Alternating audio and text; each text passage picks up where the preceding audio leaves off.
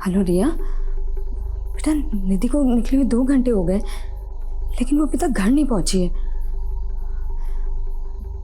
देखो वो फोन भी नहीं उठा रही है मेरा। अगर तुमसे उसकी कोई बात हो ना तो प्लीज मेरी बात करवा देना।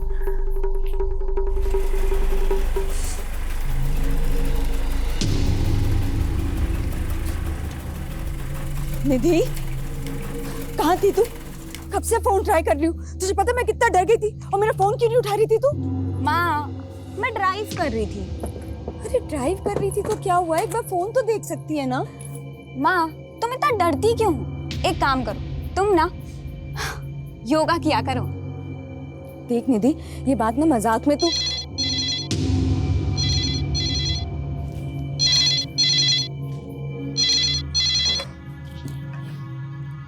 हेलो, कैसी हो मेरी जान?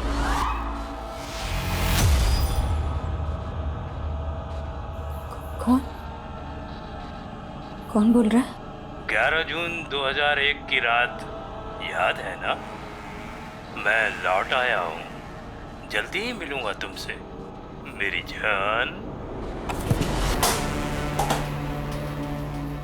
क्या हुआ मम्मा?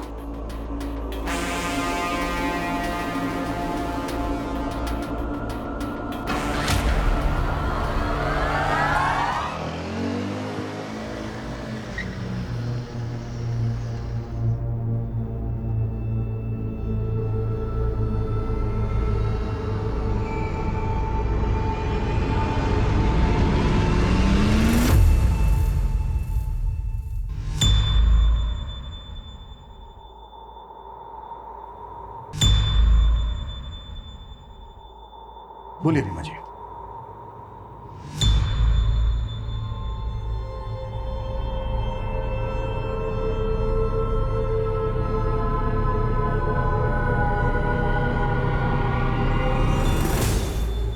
रीमा जी, अगर आप कंफर्टेबल नहीं हैं तो इट्स ओके, हम फिर किसी दिन बात कर सकते हैं।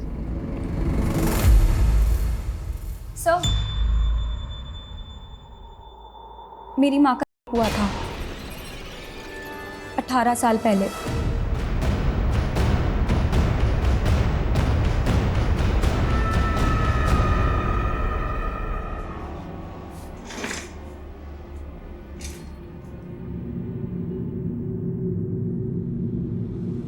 रीमा जी, आपने बहुत अच्छा किया जो अपनी बेटी की बात मानी। अपने गुजरे भयानक अतीत का सामना करने के लिए बहुत हिम्मत चाहिए होती है। रीमा जी, 18 साल पहले जो ये दर्दनाक घटना आपके साथ घटी, ये आप हमें डिटेल में बताइए प्लीज। 11 जून 2001 की रात थी। उस घटना के 18 साल के बाद उस आदमी ने अचानक से कॉल किया आपको? जी। रीमा जी, जब ये घटना घटी आपके साथ, उस वक्त आपने पुलिस कंप्लेंट तो की ही होगी? जी, प्रतापनगर थाने में करवाई थी। तब इंस्पेक्टर मुकेश राठौर इंचार्ज थे। प्रतापनगर पुलिस स्टेशन से कांटेक्ट करो। सर,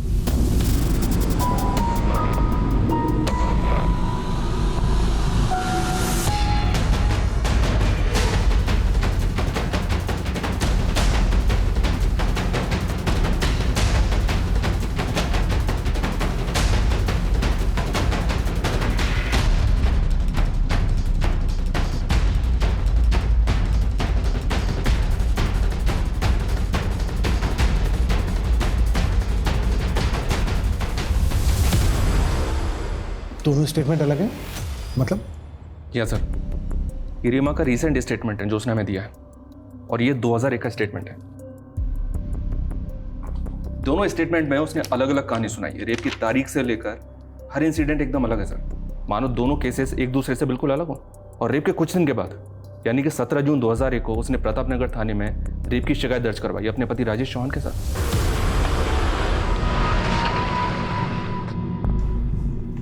बोलिए रीमा जी, डरिए मत।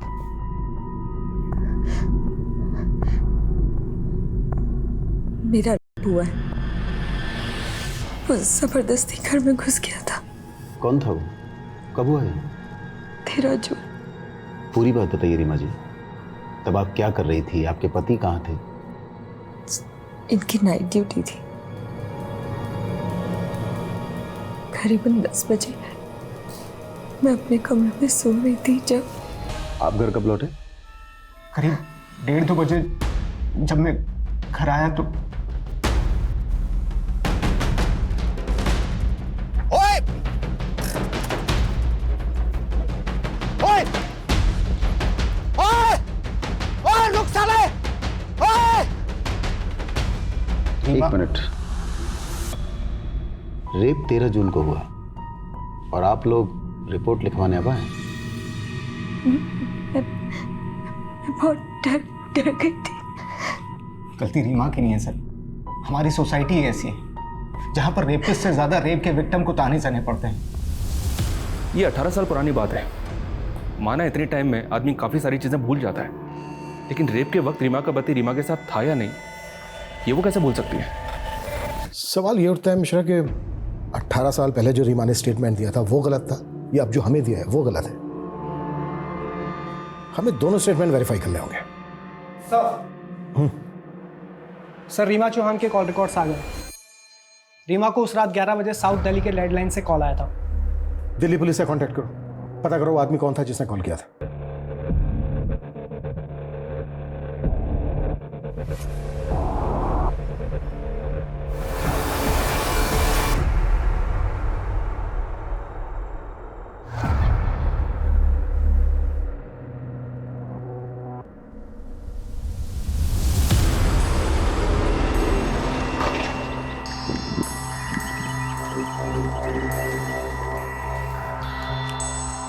चेक करो।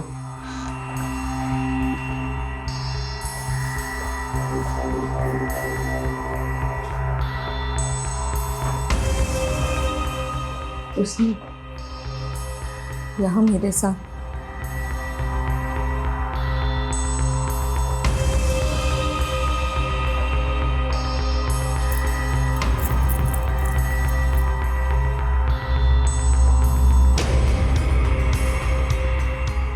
अच्छा, आपने बताया कि उसने गमछे के टुकड़ों से बांधा था, वो टुकड़े कहाँ हैं?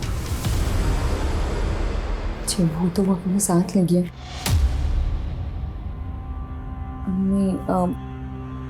नहीं शायद एक मिनट सर, यहाँ शायद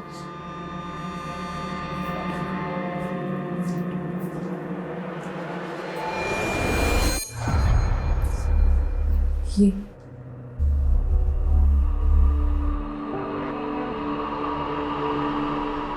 रीमा के मेडिकल एग्जामिनेशन में ऐसा कोई सॉलिड एविडेंस नहीं मिला जिससे प्रूव हो सके कि रीमा का रेप हुआ है। क्या रेप के कुछ दिन बाद एग्जामिनेशन हुआ इसलिए?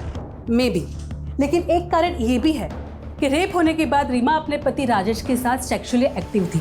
क्या? हाँ, क्योंकि प्राइवेट पार्ट पर जो मार्क्स मिले हैं वो एक पैशनेट सेक्स की वजह से भी हो सकते हैं। ये तो रीमा ने खुद ही अपना केस कमजोर कर लिया।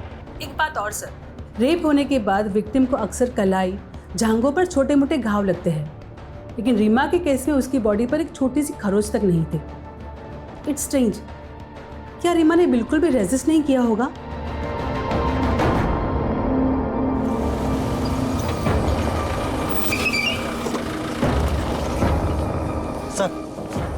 सर आपको एक बात बतानी थी। क्या? रीमा का जहाँ रेप हुआ था उस जगह 11 जून को चोरी की 3 वारदातें हुई थी। रीमा की केस से कोई कनेक्शन लगता है? सर चोर की कदकाठी रीमा के रेपिस्ट से मेल खाती है और एक विटनेस का कहना है कि उस चोर ने गमछा भी पहन रखा था। चोरियां हुई 11 जून को और रेप हुआ 13 जून को। हो सकता है दोनों क्राइम एक ही आदमी ने किए हों। लेकिन सर जहाँ चोरी हुई वहाँ रेप की कोई वारदात नहीं हुई और जहाँ रेप हुआ यानी कि रीमा के घर, वहाँ चोरी नहीं हुई। सर मुझे दोनों केसेस अलग अलग ही लग रहे हैं।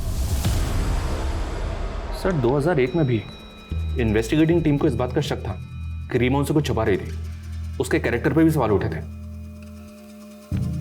शनि अफेयर,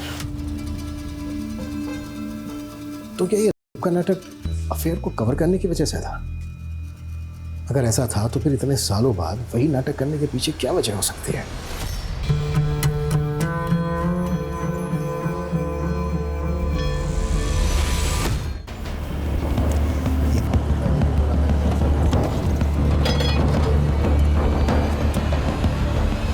सर आप हम लोगों पर ही शक कर रहे हैं। मेरी बीवी के साथ गलत हुआ सर और आप लोग। राजेश, मैं तुम्हारा फ्रस्ट्रेशन समझता हूँ, पर सवाल खड़े हो रहे हैं। तुमने एफआईआर फाइल करने में देरी की। सर मैंने बताया था ना कि रीमा डरी हुई थी। यही नहीं, रीमा का रेप होने के बाद भी तुम और रीमा सेक्सुअली एक्टिव थे।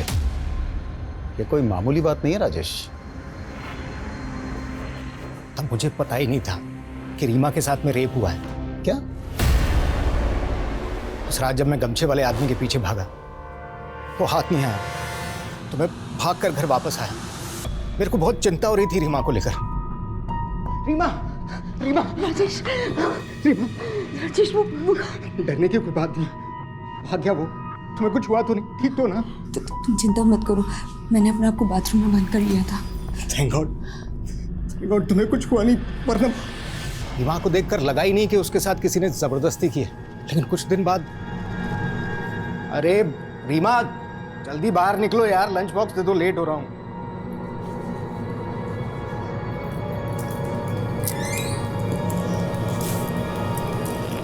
क्या हुआ?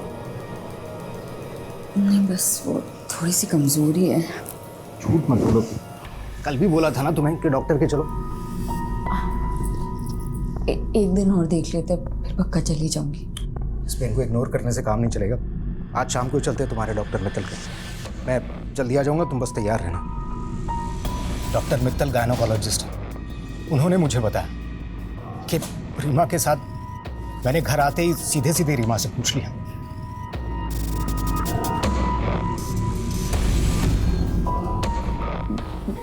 मैं डर गई थी, मुझे लगा था कि आप मुझे छोड़ दोगे। इतना भी भरोसा नहीं था मुझ पर। भूल हो गई। अरे भूल तुम्हारी नहीं है, तुम्हारे साथ गलत हुआ है। उस कमीने को तो छोड़ूंगा नहीं मैं। रीमा, हम पुलिस के पास जाएंगे। पुलिस? हाँ रीमा, हमें पुलिस के पास जाना ही होगा। अच्छा, ये गमछे वाला आदमी कौन हो सकता है? विपिन, विपिन सोनी हो सकता है सर। वो और रीमा कॉलेज में एक साथ थे। 1 साल पहले उसकी इसी शहर में नौकरी लग गई। मुझे पता चला कि मेरी गैर हाजिरी में अक्सर पुरानी दोस्ती के नाम पर वो रीमा से मिलने आता है।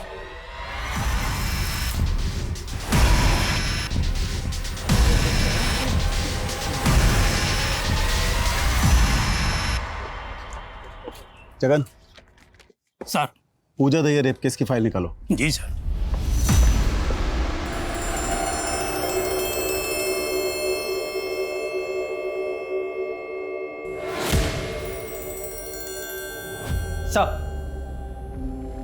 सर मैंने पता किया है, राजेश की गैर हाजिरी में जो आदमी रीमा से मिलने आता था वो विपिन ही है। याद रखिए रीमा जी, पुलिस को गुमराह करना भी एक जुर्म है। आप क्या कह रहे हैं, मैं कुछ समझ नहीं पा रही। मैं समझाता हूँ। सालों पहले पूजा दहिया नाम की औरत का केस अखबारों की सुर्खियां बना था। आपने नाम जरूर सुना होगा। जी नाम तो सुना हुआ है। बिल्कुल आपसे मिलता जुलता केस है। आप ही की तरह उसके घर में भी मुंह पर एक गमछा बांधकर एक आदमी घुसाया था। आप ही की तरह उसके साथ जबरदस्ती की। कहना क्या चाहते हैं? यही कि आपने इसी बात का फायदा उठाया। जब आपके पति राजेश ने विपिन को घर से भागते हुए देखा तो आप डर गई और आपने पूजा दहिया की कहानी को अपनी कहानी से जोड़ दिया। राजेश, राजेश प्लीज समझाइए इन्हें। आप समझिए मिस रीमा चौहान, आपके पड़ोसी ने कंफर्म किया है कि आपका दोस्त आपसे मिलने अक्सर आपके घर आता था। आपके पति ने भी कंफर्म किया है कि उनकी गैर हाजिरी में आपका दोस्त विपिन अक्सर घर आता था। और इन्वेस्टिगेशन वहीं रोक दी गई। पुलिस ने रीमा को वार्निंग देकर केस क्लोज कर दिया। यानी विपिन सोनी से पुलिस ने बात की नहीं, जिसके साथ रीमा का अफेयर होने का शक था।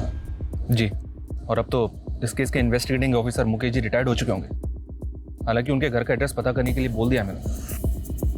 कहानी एक ही है, लेकिन सब अपना अपना वर्जन सुना रहे हैं और अपने वर्जन में हर कोई सही होता है। रीमा से एक बार और मिलते हैं, देखते हो इस बार क्या कहानी सुनाती है।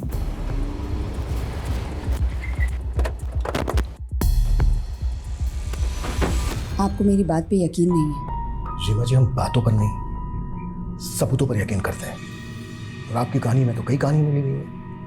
18 साल पहले आपने कुछ और कहा था, आपके पति ने कुछ और कहा था, और अब आप हमें कुछ और कहानी सुना रही हैं। बेटा, शायद आपकी मदर आपके सामने कंफर्टेबल नहीं है, सो प्लीज। निधि तो रुक। 18 साल पहले मुझे एक बुरी बीवी माना गया था जो अपने पति को धोखा दे रही थी, जिसने अपनी रेप की झूठी कहानी सुनाई। लेकिन ये सब मैंने सिर्फ अपने पति के कहने पे किया था। हमें पुलिस की नहीं नहीं, पुलिस नहीं, पुलिस नहीं, बिल्कुल नहीं। भूल जाओ कि तुम्हारे साथ कुछ हुआ है, सब कुछ भूल जाओ। राजेश, ये आप क्या कह रहे हैं?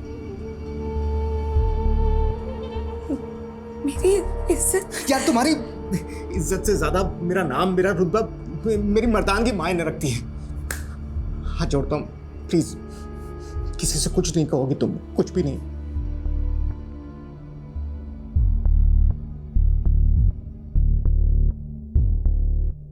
रीमा, ये इंजरीज नॉर्मल नहीं है। बताओ मुझे क्या हुआ है? कुछ भी। रीमा, तुम कुछ छुपा रही हो ना? आप क्यों जिद कर रही हैं? रीमा के लिए यही सही है कि वो सब कुछ भूल कर। ये भूलने वाली बात नहीं है राजेश। रीमा के साथ जो हुआ है वो गुनाह हुआ है और गुनहगार को सजा मिलना जरूरी है। तुम उसके पति हो, तुम्हें उसका साथ देना चाहिए। और अगर तुम में हिम्मत नहीं है तो मुझे कह दो, मैं इसे पुलिस स्टेशन लेके चली जाऊंगी। नहीं नहीं, आपको कुछ करने की जरूरत नहीं है। मैं ले जाऊंगा रीमा को पुलिस के पास। मजबूरी में राजेश को मुझे पुलिस स्टेशन ले जाना पड़ा, लेकिन वहां उसने मुझे पूरा सच नहीं बताने दिया। मेरा हुआ ये सच है, लेकिन उस वक्त राजेश वहां नहीं था, ये झूठ। चलो माना आपने अपने पति के कहने पर झूठी गवाही दी, लेकिन आपने के तुरंत बाद अपने पति के साथ फिजिकल रिलेशन बनाए। ऐसा क्यों? अगर सही वक्त पर मेडिकल एग्जामिनेशन हो जाता तो रेपिस्ट को पकड़ने में आसानी होती। वो फिजिकल रिलेशनशिप मेरी मर्जी से नहीं बनी थी। उस आदमी ने तो सिर्फ मेरे शरीर को दर्द दिया था। लेकिन राजेश, और जब आप डॉक्टर से मिली तो आपने डॉक्टर को अपना सारा सच बता दिया। कुछ सोचा नहीं था सर, बस जिसने थोड़ी सी हमदर्दी दिखाई उसके सामने दिल खोल के रख दिया। तो जो आपके पति ने दिखाया पुलिस ने उसी को सच मान लिया और आपका सच सामने नहीं आया। आता कैसे? पुलिस ने ना कभी डॉक्टर ना कभी विपिन से कोई बात की। विपिन कभी आपसे मिलने आया था? नहीं, विपिन पे बहुत प्रेशर बन गया था, इसलिए वो शहर छोड़ के चला गया था। लेकिन आपके पड़ोसियों ने तो उस वक्त बयान दिया था कि आपका होने के बाद विपिन आपसे मिलने आया था। ये भी राजेश की चाल थी। विपिन अच्छा लड़का था, हंसमुख था। राजेश ने कहा था कि वो विपिन को मेरे पास भेजेगा ताकि मेरा मन बहल जाए, पर बाद में समझ आया ये सिर्फ राजेश का प्लान था ताकि सबकी नज़रों में मैं झूठी बन जाऊं। और वही हुआ। एक विक्टिम से ना सोसाइटी यही एक्सपेक्ट करती है कि वो मजबूर दिखे, दुखियारी दिखे। अगर वो थोड़ा सा हंस ले, नॉर्मल जीने की कोशिश करे तो पता नहीं क्या चुप जाता है लोगों को। पूजा दहिया को जानती हैं आप? पहले आप ही के इलाके में रहती थी। उसके घर में भी एक आदमी ठीक आप ही के घर की तरह चेहरे पर गमछा बांध के घुस गया था। जी, मैंने सुना तो था कि पूजा दहिया के केस में किसी को अरेस्ट किया गया। पूजा दहिया का केस स्टडी किया था तुमने? जी सर, और मुझे ऐसा लग रहा है कि पूजा दहिया और रीमा चौहान का केस आपस में कनेक्टेड है। तो क्या उस आदमी ने पूजा दहिया से भी कांटेक्ट किया होगा? इतने सालों के बाद वो अपने विक्टिम को कॉल क्यों करेगा?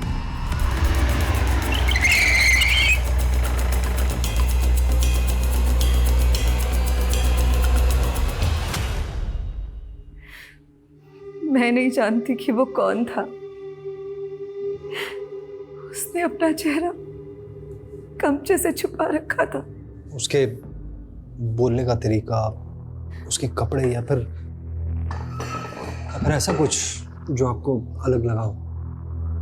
अंकल, उस आदमी ने मुझे कुछ लिखने को दिया था।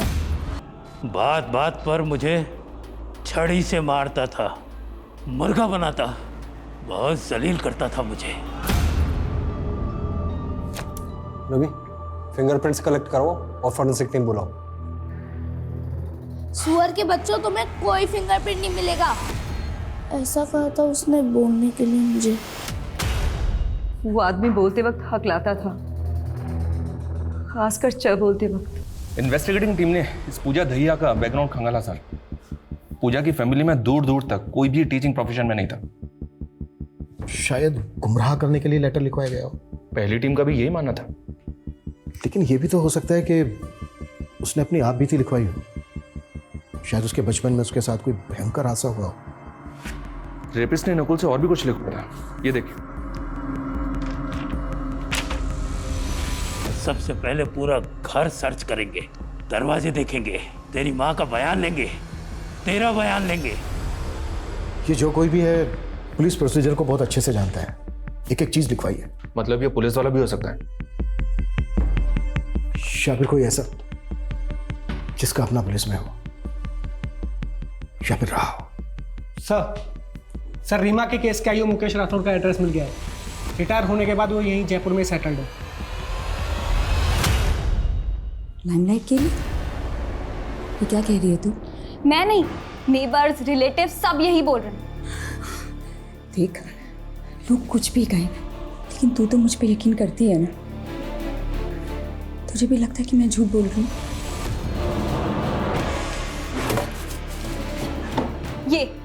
ये पापा की डायरी है ना, इसमें भी यही लिखा है कि आप अटेंशन पाने के लिए कुछ भी कर सकती हो। लो पढ़ो। यदि तूने अपने पापा को ना सिर्फ फोटोज में देखा है, या फोटोज में लोगों की सोच, उनकी नीयत के बारे में कुछ पता नहीं चलता बेटा। बच्चा गिरा दो। क्यों? क्योंकि ये मेरा नहीं है, उस कमीने का है। कितनी बार आपको बताऊंगी कि ये हमारा बच्चा है। ये मुझसे बेहतर और कौन जान सकता है? अरे मुझे कुछ नहीं पता, गिरा दे ये बच्चा, हम दूसरा कर लेंगे। बहुत कोशिश की तेरे पापा ने मेरा अबॉर्शन कराने के लिए, लेकिन कोई डॉक्टर राजी नहीं हुआ। एक दिन तो तेरे पापा ने मुझे सीढ़ी से धक्का तक दे दिया था।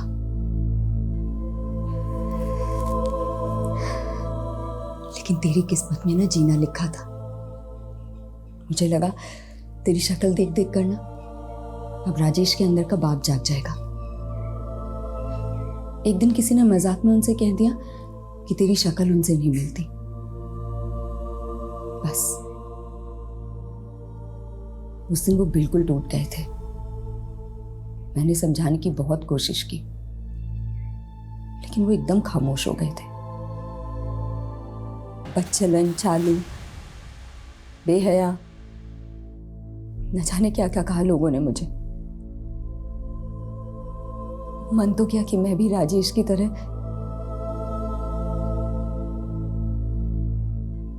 लेकिन तेरा चेहरा देखकर हमेशा रुक जाती। मैं ये सब कुछ ना एक बुरा सपना सोचकर भुला चुकी थी, लेकिन हाँ वही सब कुछ हो रहा है मेरे साथ। मैं ये सब सहन कर सकती हूँ, लेकिन दुख इस बात का है कि तू भी मुझ पे यकीन नहीं करती।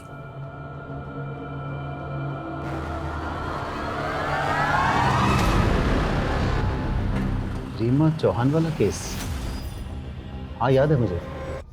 इस मामले में हमसे जो कुछ बन पड़ा हमने किया। यहाँ तक कि 2003 में अलग अलग पेट्रोलिंग टीम बनाई उस लोकेलिटी पर नजर रखने के लिए। और एक रात रुक रुक, गाड़ी पीछे ले, पीछे ले। जी सर। रुक, कौन हुआ? क्या कर रहा है? रुक रुक रुक, वरना गोली मार दूंगा। रुक, इधर आ, पास में। गमछा निकाल मुंह से। भले ही दूर से सही, पर आपने उसे देखा था। कोई ऐसी खास निशानी जो आपको याद हो? अंधेरा बहुत था, कुछ खास देख नहीं पाया। हाँ, जिस तरह से फुर्ती से उसने मुझ पर गोली चलाई, पक्का कोई ट्रेंड आदमी था। कोई पुलिस वाला? हाँ, शक तो मुझे भी था। मुझे लगा या तो कोई पुलिस वाला है या पुलिस वालों के साथ मेलजोल जरूर रहा होगा। जब हमारी सारी कोशिश फेल हो गई तो हमने जनता की मदद मांगी। देखिए, डरने की कोई जरूरत नहीं है। आप लोगों को केवल पुलिस की आंख और कान बनना है। कोई भी बाहर का आदमी दिखे जिसका बर्ताव अजीब सा हो तो फौरन पुलिस को सूचित कीजिए। उसे पकड़ने की कोशिश मत कीजिएगा क्योंकि उसके पास गन है। इंस्पेक्टर साहब, गन हो या तोप, एक फौजी किसी से नहीं डरता है।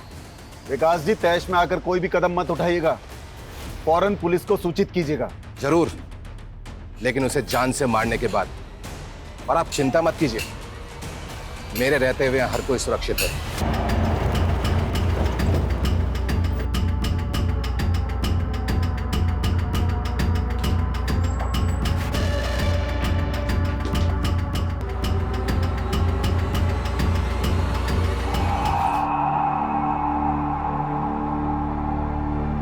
हमने 3-4 स्केच बनवाए। हैरानी की बात यह थी कि उनमें से एक स्केच हमारे खबरी अंगद से मिलता जुलता था। आपने अंगद को अरेस्ट किया था? फौरन धर दबोचा। तलाशी लो उसके घर की। साहब, घर का कोना कोना छान मारो। साहब, मेरे घर की तलाशी क्यों ले रहे हैं साहब आप?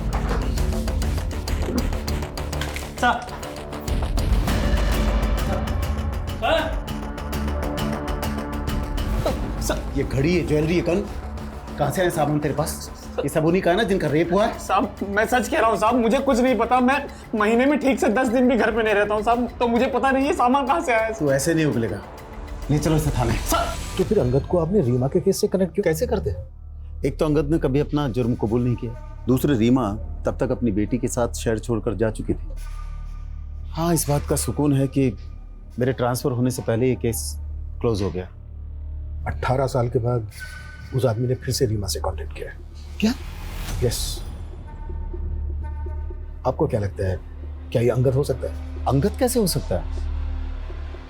अंगद तो 2013 में जेल में मर गया, दिल का दौरा पड़ा था उसे।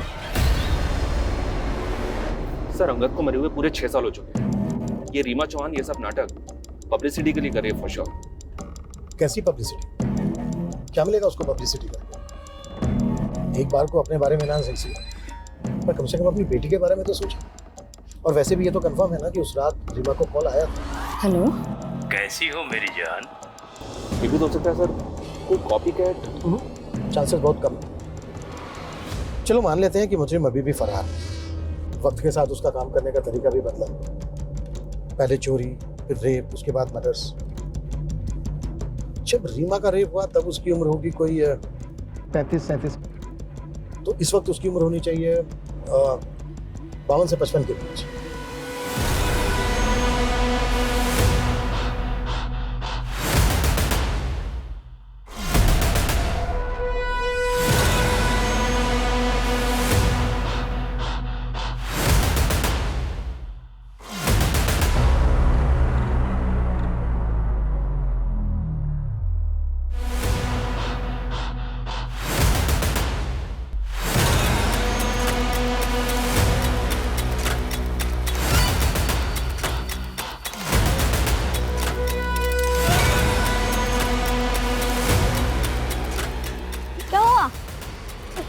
आप रो क्यों रहे हो?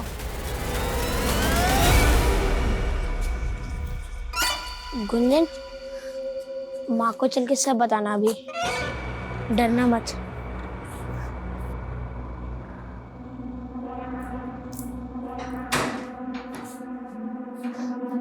आ गए तुम लोग खेलकर?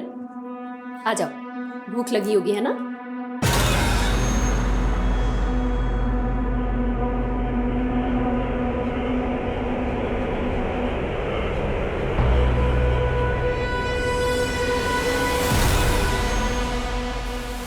बेटा, ये सूरज अंकल हैं।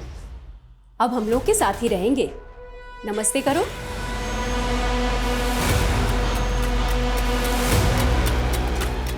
बड़े प्यारे बच्चे हैं तुम्हारे। सर, जितना हमने सोचा था उससे कहीं ज्यादा बड़ा मामला निकला। ये तो सबसे पुराना केस 28 साल पहले का है।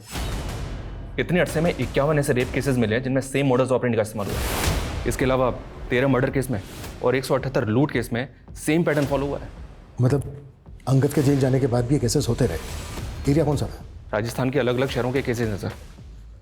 ये 1990 से 94 तक अलवर, 1994 से 97 जोधपुर, फिर 3 सालों तक उदयपुर और उसके बाद 2004 तक जयपुर। और इनमें से कहीं भी किसी भी जगह इस आदमी के खिलाफ कोई सुराग नहीं मिला। 2004 में 3 विक्टिम से कल्प्रिट का डीएनए सैंपल कलेक्ट किया गया था। इस डीएनए को अंगद के क्लोज रिलेटिव के डीएनए से मैच करके देखो।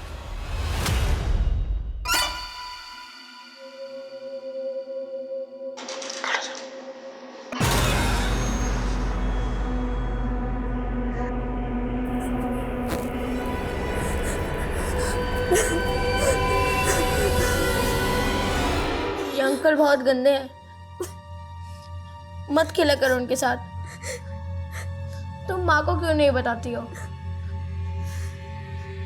ठीक है, तुम मत बताओ, मैं माँ को खुद ही बता दूंगा। नहीं, माँ खुद अंकल के साथ ही गेम खेलती है।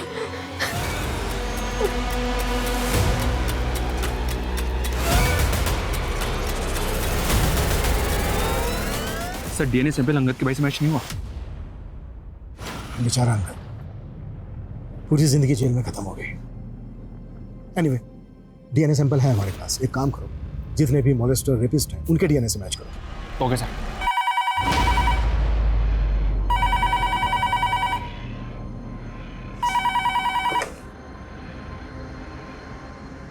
हेलो मेरी जान, कैसी हो?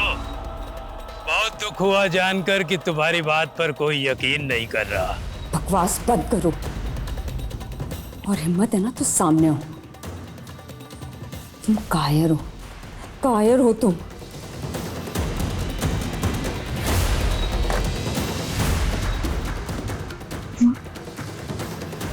बोलोगे भी, क्या बोलना है तुम्हें? माँ, वो अंकल। बड़े मजाकिया बच्चे हैं तुम्हारे। अच्छा बच्चों, मैं बाजार जा रही हूँ, 7 बजे तक आऊंगी। तब तक अंकल के साथ रहना, इन्हें परेशान मत करना।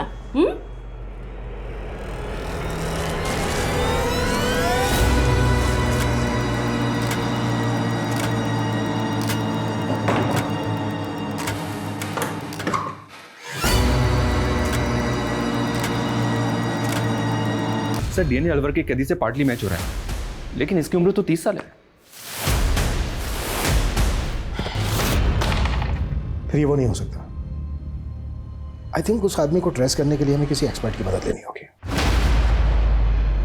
देखिए, ये डीएनए पार्टली मैच हो रहा है, यानी ये कैदी उस खूनी का रिश्तेदार हो सकता है। एक्चुअली हमें इस कैदी के मदर और फादर के सभी रिलेटिव्स की एक लिस्ट बनानी होगी और सबका डीएनए मैच कराना होगा। सर, लोकेशन हिस्ट्री और रिपोर्ट्स के अकॉर्डिंग हमारे पास अभी एक सस्पेक्ट है, और वो ये है। माय गॉड, ये वो 30 सालों तक पुलिस की आंखों में धूल झोंकता रहा। इसको आज ही धर लेते हैं। नहीं, we have to be very careful. इसको बचने का एक भी मौका नहीं देंगे। पहले इसके खिलाफ सबूत इकट्ठा करेंगे, फिर तब बचेंगे साले को।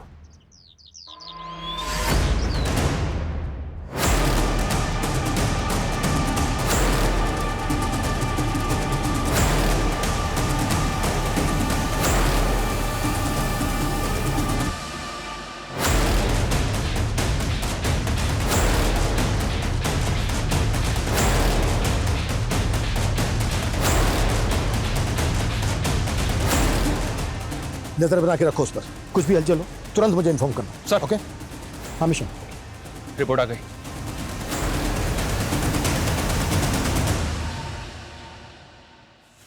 अब सही वक्त है, आता है साले।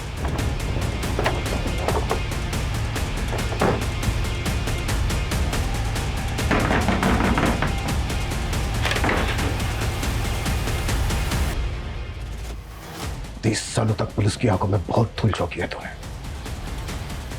Now you are under arrest, ex policeman Jagan Shekhar.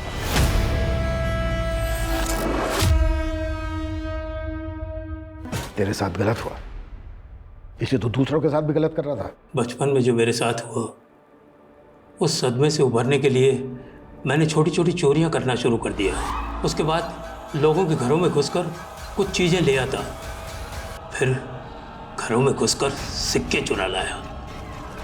और ये काम मैंने पुलिस में आने के बाद भी चालू रखा। रेप करना कब से शुरू किया? 2000 से। पूजा ने क्या बिगाड़ा था तेरा? गलती पूजा की नहीं, पूरी औरत जात की है। उसी साल दिल टूटा था मेरा। कुछ दिन तो सब कुछ ठीक चलता रहा, लेकिन एक दिन वो मुझे छोड़कर किसी और के साथ चली गई। तभी से मुझे औरतों से नफरत होने लगी। और उसके बाद मैंने एक के बाद एक औरतों को शिकार बनाना शुरू कर दिया। अंगद को क्यों फंसाया? मेरे सीनियर मुकेश जी की पेट्रोलिंग बहुत तेजी से चल रही थी। मेरा काम करना बहुत मुश्किल हो गया था। मैंने सोचा अंगद को फंसाऊंगा तो पेट्रोलिंग थोड़ी ढीली हो जाएगी और मेरा काम आसान हो जाएगा। और हुआ भी वही। इतने सालों के बाद रीमा को कॉल क्यों किया? मैंने नया सोशल मीडिया का इस्तेमाल करना शुरू किया था और एक दिन उसी पर मुझे रीमा दिखी। मैंने उसका पीछा किया और मैंने उसका टेलीफोन नंबर उसके पड़ोसी से ले लिया। मैं सिर्फ उसे डराना चाहता था।